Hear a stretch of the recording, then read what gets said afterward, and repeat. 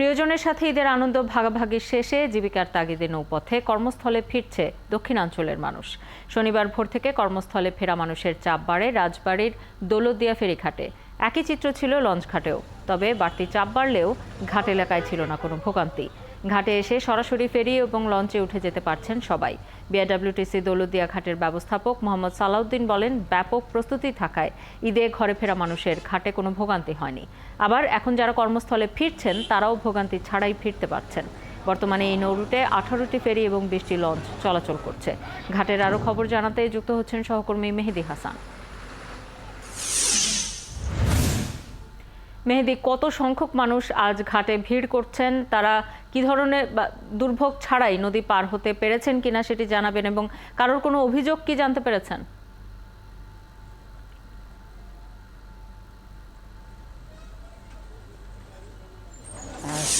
আমি ঠিক এই মুহূর্তে রয়েছি রাজবাড়ীর দৌলতদিয়া ফেরিঘাটের 7 নম্বর ঘাট এলাকায়। আপনি জানেন, প্রিয়জনের সাথে ঈদের আনন্দ ভাগাভাগি শেষে কর্মস্থলে ফিরছে কিন্তু মানুষ।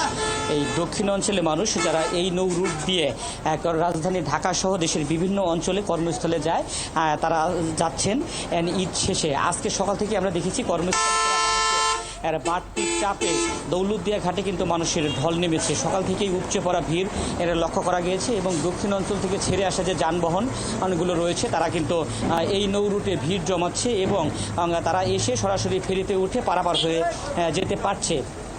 তবে শাওন, দক্ষিণাঞ্চলের আপনি জানেন যে স্বপ্নের পদ্মা সেতু চালু হওয়ার পর আর এই দক্ষিণাঞ্চলের ভোগান্তি কিন্তু অনেকটাই লাঘব হয়েছে। এই রুটের যাত্রীর সংখ্যাও কিন্তু অনেকটাই কমেছে।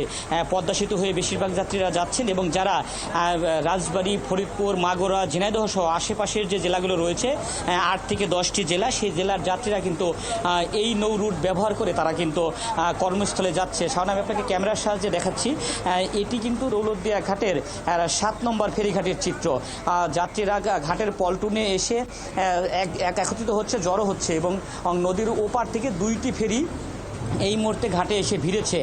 এই ফেরিগুলো আনলোড হওয়ার পরেই তারা আবার পুনরায় ওই ফেরিতে উঠে তারা কিন্তু নদী পার হয়ে যাবেন। তবে শাওন, আজকে সকাল থেকে দৌলতদিয়া ঘাটে যাত্রী এবং যানবাহনের বাড়তি চাপ লক্ষ্য করা গেলেও নৌরুটে কিন্তু কোনো প্রকার ভোগান্তি আমরা লক্ষ্য করিনি। তবে আমরা যাত্রীদের সাথে যারা আমরা কথা বলেছি দক্ষিণ পশ্চিমাঞ্চলে, তারা আমাদেরকে জানিয়েছেন সড়কে বাড়তি ভাড়া নেওয়ার কিছুটা অভিযোগ ছিল।